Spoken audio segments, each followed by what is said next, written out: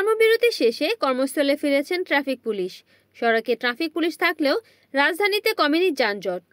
আজ রাজধানীর রামপুরা, মালিবাগ, চৌধুরীপাড়া সহ বিভিন্ন জায়গায় ঘুরে এই পরিস্থিতি দেখা যায়। ট্রাফিক পুলিশ থাকা সত্ত্বেও রাস্তায় যানজট। ব্যর্থতার দায় নিবে কে? দায়িত্ব পালন নয়, গল্পে মগ্ন ট্রাফিক পুলিশ, দাবি শিক্ষার্থীদের। আমি ফারদিন ইসলাম, ঢাকা ইম্পেরিয়াল কলেজ থেকে বলছি।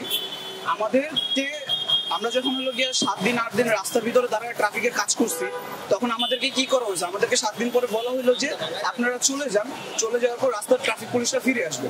কিন্তু কি হচ্ছে এখন দেখেন, এই যে এইদিকে তাকিয়ে দেখেন এতগুলো যে জ্যাম, এই জ্যামগুলোর কারণ কি? কোথাও ট্রাফিক পুলিশ আমরা দেখতে পাচ্ছি না, কোথাও ট্রাফিক পুলিশ নেই। তারা কি একটা নির্দিষ্ট জায়গায় বসে কি করছে? গল্প করছে, আড্ডা দিচ্ছে। কেন এমন হবে? আমরা 7 দিন যখন শিক্ষার্থীরা রাস্তায় ছিলাম তখন কি আমরা আড্ডা দিছি? আমরা অনবরত ভাবে রাস্তায় কাজ করছি।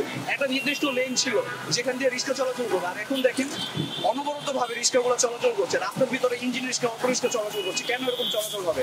আমরা তো এই কারণে দেশ স্বাধীন করি না, এই কারণে পুলিশদেরকে ফিরে আনি। আমার কাছে আবেদন, ভাই আমরা যারা ট্রাফিক পুলিশের দায়িত্বে আছি, প্লিজ দয়া করে আমরা রাস্তার দায়িত্বগুলো পালন করি সঠিকভাবে। শিক্ষার্থীদের ক্ষোভ এখন আপনাদের উপরে আছে, কেন আপনারা সেই ক্ষোভটাকে আবার কাজে লাগানোর চেষ্টা করছেন? দয়া করে আপনারা রাস্তায় ফিরে আসুন। এদিকে ট্রাফিক আইন মানছে না চলাচলকারীরাও। এ বিষয়ে কথা বলতে চাইলে কথা বলতে রাজি হননি ট্রাফিক পুলিশ ইশরাক। গত 2 দিনে ঢাকার সব জায়গায় আন্দোলন চলতেছিল, আপনারা সবই জানেন।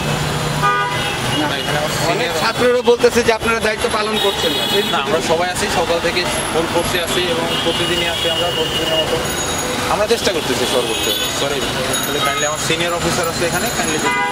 কামাল হোসেনের ক্যামেরায় desk report, NN TV, Dhaka.